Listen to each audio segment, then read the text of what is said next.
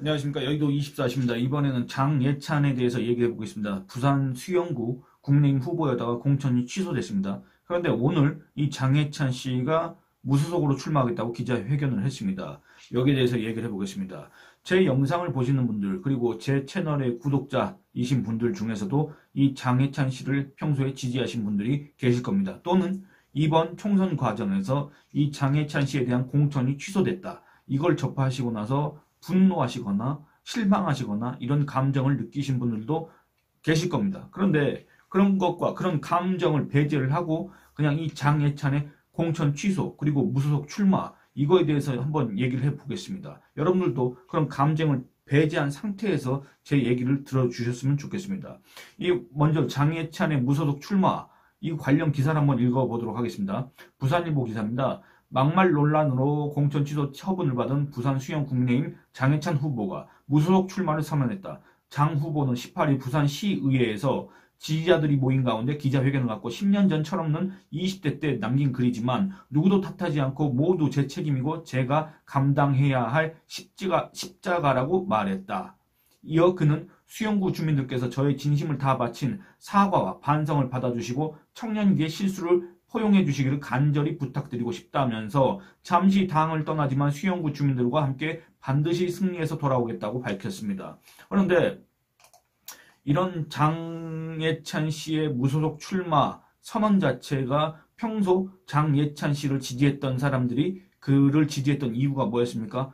이준석이하고 티격태격하면서 이준석이가 소위 말하는 내부 총질을 할 때 종편 패널로 이렇게 등장해가지고 이준석한테 선당우사를 이렇게 외치고 그랬던 모습, 같은 동년배로서 이준석이는 자기의 개인의 이익을 앞세우는 듯한 그런 언행을 하는 과정에서 장예찬은 윤석열 정부를 위해서 그리고 이 국민의힘이라는 정당을 위해서 선당우사를 해야 된다 이런 입장을 밝혔고 그에 따라서 이 논쟁이 벌어졌기 때문에 이 국민의힘을 지지했던 분들이 장예찬을 응원했던 거 아니겠습니까?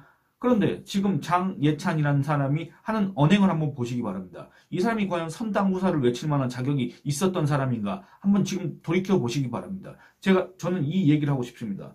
여러분들 이 장예찬은 선당우사를 강조했습니다. 특히 이준석과 이렇게 대립하면서 원래는 이준석과 매우 가까운 사이였고 아마 사적으로는 뭐 준석이 형 이랬을 겁니다.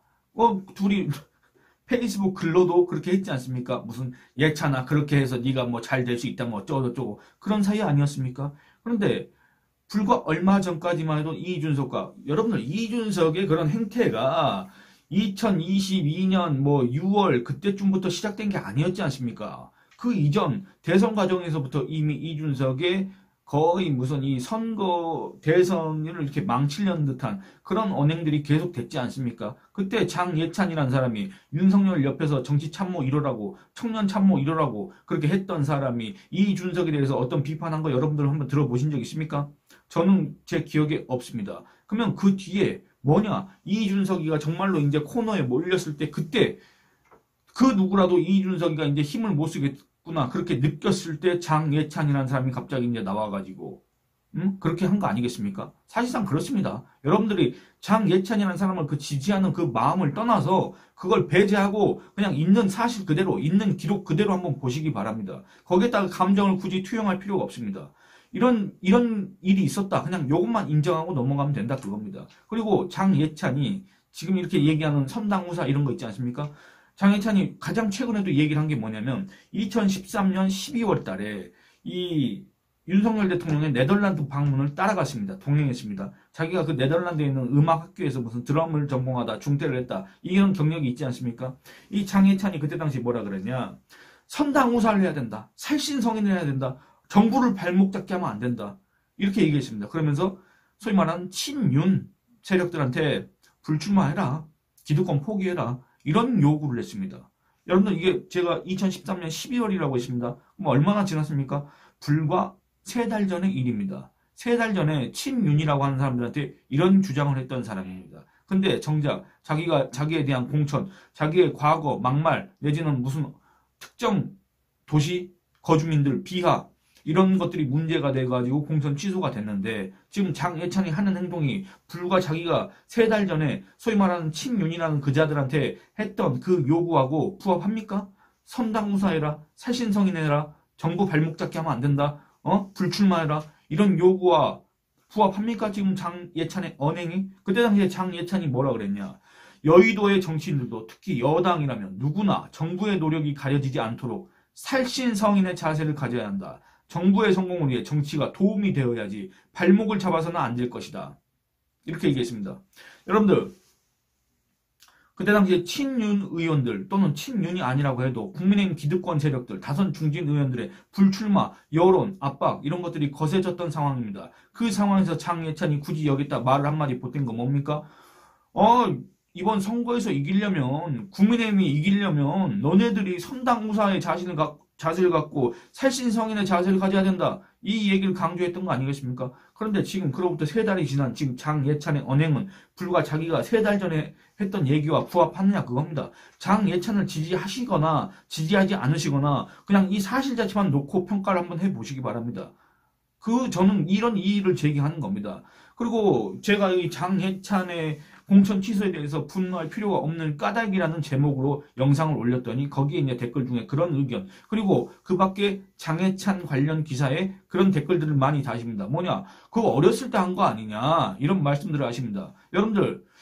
여러분들이 어리다의 기준이 뭔지 모르겠습니다만, 그리고 제가 상대적으로 좀 젊어서, 저 젊은 나이도 아니지만은 저도 지금 중년입니다. 중년. 40대이기 때문에. 제가 상대적으로 어려서 그런 건지 모르겠지만 어리다의 기준을 어떻게 20대 중반으로 볼 수가 있겠습니까? 안 그렇습니까? 20대 중반이라고 한다면 독자적인 판단에 의해서 선거권을 행사하는 나이입니다. 그렇지 않습니까? 이 대한민국 헌법에 의해서 국민의 주권을 행사하는 나이입니다. 이미 20대 중반이면. 우리 나이로 26살, 27살이면 그거 어리다고 할 수가 없습니다. 장예찬이 병역 여부를 제가 알 수가 없지만 이미 보통의 경우라고 한다면 군대도 갔다 와서 이미 대학도 졸업하고 나서 이미 취업까지 한 나이가 남자로 따지면 26, 7 되지 않습니까? 좀 늦으면 28. 보통 그렇습니다. 그런 나이를 어리다고 얘기할 수가 있습니까? 그럼 어리다고 치면은 나이는 중요치 않습니다. 왜냐? 이미 장예찬의 당시 나이가 20대 중반을 넘어서고 있었고 당시 성인이었고 세상만사를 자기식으로 해석했습니다. 그때 당시에 쓴 글을 한번 보시기 바랍니다. 세상만사를 자기가 마치 다 통달했다는 듯이 규정을 하고 결론을 내리고 평가를 했지 않습니까? 그리고 여러분들 나이가 중요치 않은 이유가 또 뭐냐? 지금 이 영상을 보시는 분들, 그리고 제 영상을 보진 않지만 국민의힘 지지층이라고 하는 분들, 그분들이 과거 운동권 세력 있지 않습니까? 지금 더불어민주당의 주류 세력이나 그런 사람들을 안 좋게 보는 이유가 뭡니까? 그 사람들 뭐 했습니까? 20대 때 어떻게 보면 장예찬보다 어릴 때 운동권 노릇을 했다는 그 이유로 지금 국민의힘 지지층이 싫어하는 거 아니겠습니까? 그 사람들 과거 운동권 이력 이거에 대해서도 좌파라고 하는 거 아니겠습니까? 그때 당시에 20대 당시에 운동권에 가담했다는 그 이유, 그리고 그 사람들이 한 30년, 40년이 흘러서 지금 국민의힘으로 넘어왔습니다. 그 넘어온 사람들이 있습니다. 예를 들어서 서울 마포구에 나온 함은경 같은 사람이 있습니다. 예를 들어서 이 사람에 대해서도 저거 좌파다, 저거 빨갱이다 라고 분명히 지금 비판하고 지적하는 국민의힘 지지층이 많습니다. 근데 여러분들 함은경도 20대 때 그 노릇을 한 겁니다. 근데 그 사람이 20대 때 그 한 거는 지금 와서도 빨갱이 좌파 이런 소리를 듣고 장예찬이 20대 때 별의별 소리를 다 했던 거는 제가 그거 차마 제 입으로 옮기기도 민망한 수준입니다. 제가 이전 영상에서는 여러분들이 그 내용을 잘 모르실까봐 그냥 한번 읊어드렸는데 이 영상에서는 굳이 제가 언급할 필요가 없을 것 같아서 그 정도로 민망한 수준입니다. 그렇지 않습니까? 다시 운동권 얘기로 돌아가 보도록 하겠습니다. 이 사람들, 함은경 같은 사람들이 지금의 운동권이라고 비판을 받고 좌파라고 비판받는 그 이유, 그 행적이 이 사람이 장예찬보다 어릴 때였습니다. 임종석이든 뭐든 다 마찬가지입니다.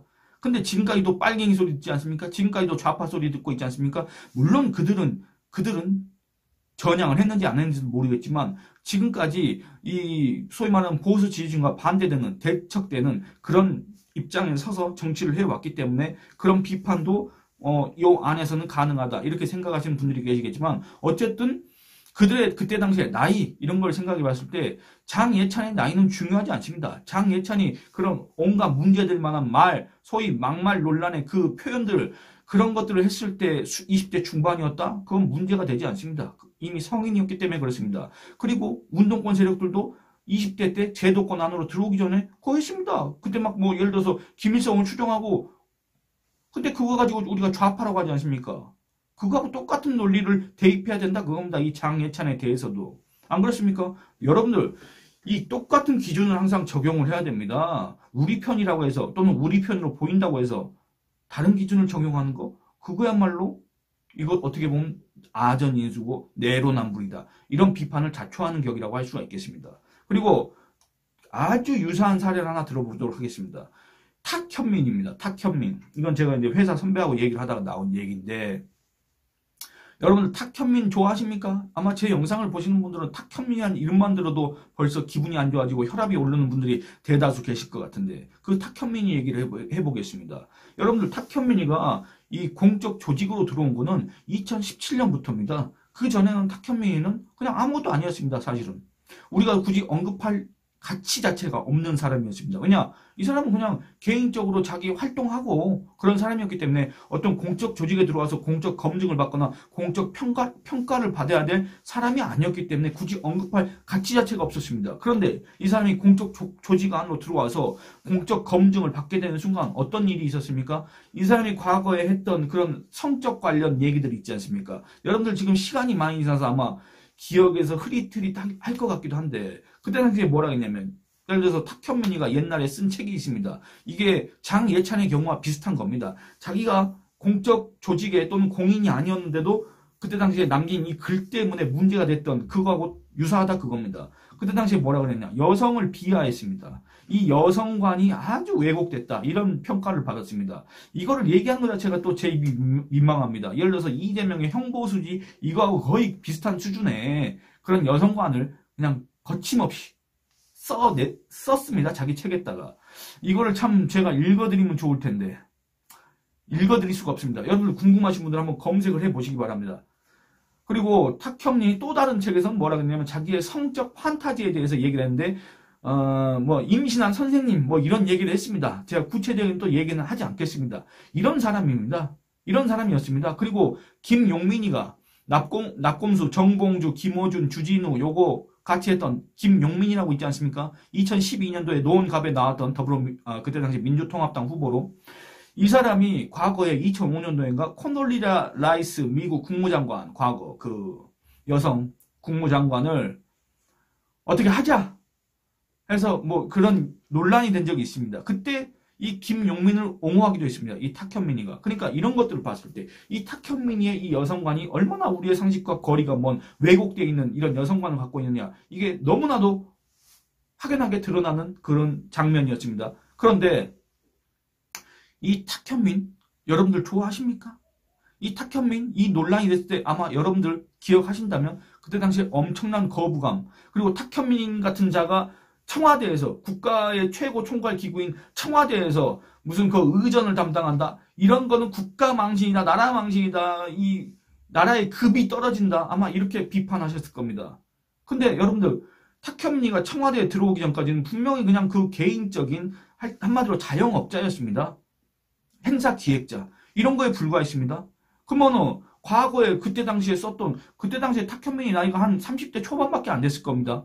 그러면 탁현민이가 30대 초반에 이런 벨짓을 다 했던 자기 책에다가 이런 걸 썼던 이런 거는 허용이 안 되는데 장예찬이 20대 중반에 썼던 건 장예찬이 나이가 어리고 장예찬은 보수였고 장예찬은 윤석열 대통령의 측근이기 때문에 괜찮다? 지금 이 얘기를 하는 겁니까? 장예찬은 괜찮고 탁현민은 안 됩니까? 탁현민은 비판받아 마땅하지만 장예찬은 옹호해줘야 됩니까? 대체 장예찬과 보수적 가치라는 게 무슨 접점이 있습니까? 여러분들 그거 다시 한번 생각해 보시기 바랍니다. 장예찬에 대한 공천을 취소한 게 어떻게 보수적 가치를 포기한 게 되는 겁니까? 그 논리가 성립합니까? 여러분들 장예찬에 대한 공천을 취소했다고 해서 한동훈이 갑자기 좌파가 되는 거고 한동훈 주변은 좌파만 득식을 거리고 한동훈이는 그 좌파들에 의해서 이렇게 세뇌당하고 조종당하고 꼭두각시 러시아의 뭐 마리오네트가 되는 겁니까? 그래서 국민의힘은 지금 좌파 정당이 됐습니까? 장예찬에 대한 공천을 취소했다고 해서 세상에 어떻게 이런 논리가 가능하냐 그겁니다. 여러분들 한번 이성적으로 생각해 보시기 바랍니다. 여러분들 장예찬을 그렇게 한다고 해서 장예찬이 어떤 보수적 가치를 대표하는 사람이냐 그겁니다. 장예찬이 국민의힘을 대표하는 사람입니까? 장예찬이라는 사람으로 인해서 이번 선거를 포기하고 이번 선거에서 국민의힘을 좌파 정당을 규정하고 국민의힘을 찍지 않겠다 이렇게 생각해야 될 정도로 장예찬이 보수적 가치를 대표하는 사람이고 그동안의 보수 진영을 위해서 그렇게 싸워왔던 사람입니까? 그걸 한번 생각해 보시기 바랍니다. 그게 과연 여러분들의 생각인지 한번 생각해 보시기 바랍니다. 그게 진짜 여러분들의 생각이라고 한다면 어떻게 할 수가 없지만 그냥 주위에서 그렇게 얘기하는 것 같고 장예찬 그동안에 뭐 종편에 나와서 내 마음에 드는 얘기 했는데 그 장예찬을 왜 자를 수가 있느냐 그냥 요런 바탕 위에서 그런 지금 판단을 하고 그렇게 국민의힘을 비판한다고 한다면 다시 한번 생각해 보시기 바랍니다. 그리고 장예찬 지금 무소속으로 나온다고 하고 있지 않습니까? 장예찬이 만약에 무소속으로 나온다면 이거 어떻게 되겠습니까? 여러분들 이거 한번 생각해 보신 적 있습니까? 제가 그 어떤 정당을 이렇게 지지하거나 그런 사람이 아니기 때문에 뭐 저는 중립적인 입장에서 그냥 예측을 한번 해보겠습니다. 이 예측도 제가 뇌피셜이 아닙니다. 부산일보와 부산 MBC가 한국사회여론연구소에 의뢰해서 3월 8일 9일날 실시한 바로 얼마 전입니다. 열흘 전에 실시한 여론조사 결과를 보겠습니다. 수용구 거주 만 18세 이상 성인 남녀 510명을 대상으로 실시한 여론조사 결과 더불어민주당 유동철 지지율 30.9%, 국민의힘 장예찬 54.2%입니다.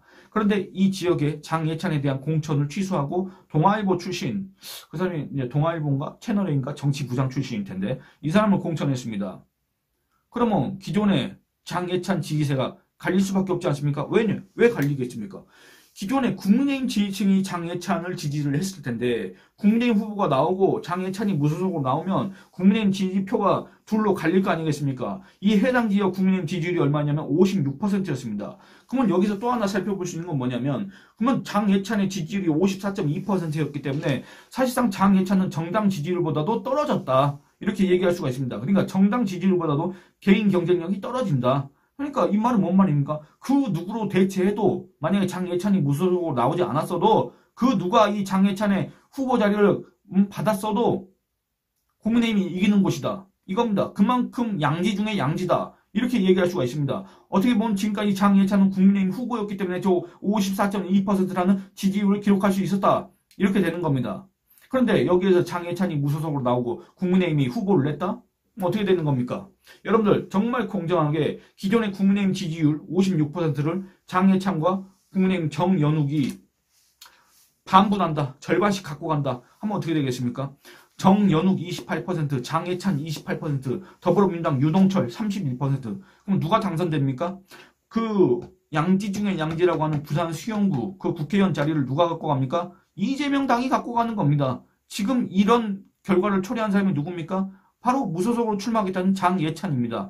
그러면 이렇게 얘기하면 애초에 그럼 장예찬에 대한 공천을 취소하지 않았어야 되는 거 아니야? 이렇게 얘기할 텐데 그렇게 얘기하는 순간 도돌이표, 이 메비우스의 띠가 되기 때문에 제가 거기에 대해서는 각설하겠습니다. 그러니까 여러분들 한번 생각해 보시기 바랍니다. 지금 결과적으로 장예찬의 무소속 출마는 더불어민주당 이재명 당한테 유리한 겁니다. 그러면 국민의힘 지지층이 나온다면 그거 어떤 행위입니까? 바로 적을 이롭게 하는 이적 행위가 되는 겁니다. 이게 바로 장예찬이 평소에 얘기했던 이게 바로 장예찬이 윤석열 대통령을 보호하겠다고 하면서 외쳤던 그리고 이 장예찬이 이준석을 공격하면서 그렇게도 언급했던 이게 선당후사입니까? 이게 장예찬식의 선당후사입니까? 대체 장예찬이 얘기했던 선당후사는 어디로 갔으며 장예찬이 얘기했던 윤석열 정권의 성공은 어디로 갔으며 장예찬이 얘기했던 살신성의는 어디로 갔습니까? 장예찬이 얘기했던 친윤의 불출마 요구는 어디로 갔습니까? 이런 것들 한번 생각해 보시고 장예찬의 무소속 출마에 대해서 다시 한번 평가를 해 보시기 바랍니다. 이 영상은 이만 줄이겠습니다. 감사합니다.